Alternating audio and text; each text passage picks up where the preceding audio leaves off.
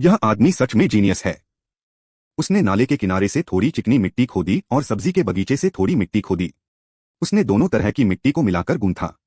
आखिरकार समझ में आया कि लोगों के बीच छुपा हुआ मास्टर होने का क्या मतलब होता है। फिर उसने गुंथी हुई मिट्टी को जमीन पर रखा और उसे गोल चपटे आकार में बनाया। इसके बाद उसने लकड़ी की छड़ी के चारों ओर मिट्टी का एक टुकड़ा लपेटा और उसे बेलनाकार आकार में दबाया। फिर उसने जमीन पर मिट्टी की डिस्क पर एक तेज कोण बनाया। इस बिंदु पर उसने सिलेंडर को ऊपर रखा और उन्हें एक साथ जोड़ दिया। फिर उसने गोल मिट्टी के टुकड़े के किनारे के चारों ओर मिट्टी की एक पट्टी लगाई, जिससे एक बेसिन जैसा आकार बन गया। यहां तक देखने वालों के लिए क्या आप अनुमान लगा सकते हैं कि वह क्या बना रहा है? फिर उसने अपनी उंगली से बीच में एक गोल छेद किया और किनारों के चारों ओर मिट्टी लगाना जारी रखा, जब तक कि यह लगभग 7 या 8 सेंटीमीटर की ऊंचाई तक नहीं पहुंच गया।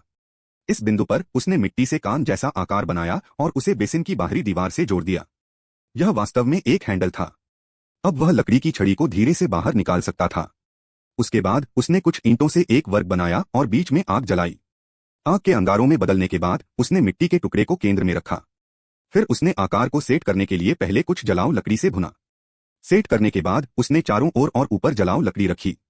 सब कुछ सेट होने के बाद उसने इसे पकाने के लिए आग लगा दी। कई घंटों तक पकाने के बाद उसने इसे बाहर निकाला और यह एक मिट्टी के बर्तन में बदल गया था। कठोरता बहुत अधिक थी।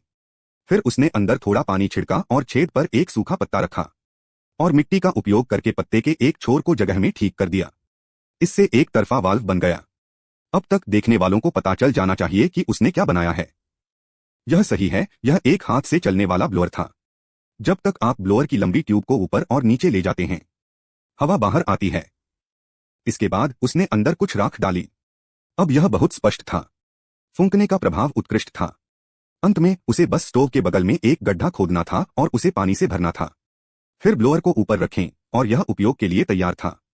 मिट्टी का उपयोग करके एक साधारण ब्लोअर बनाना वाकई अद्भुत है। आप उसकी शानदार शिल्प कौशल और शानदार रचनात्मकता की प्रशंसा किए बिना नहीं रह सकते।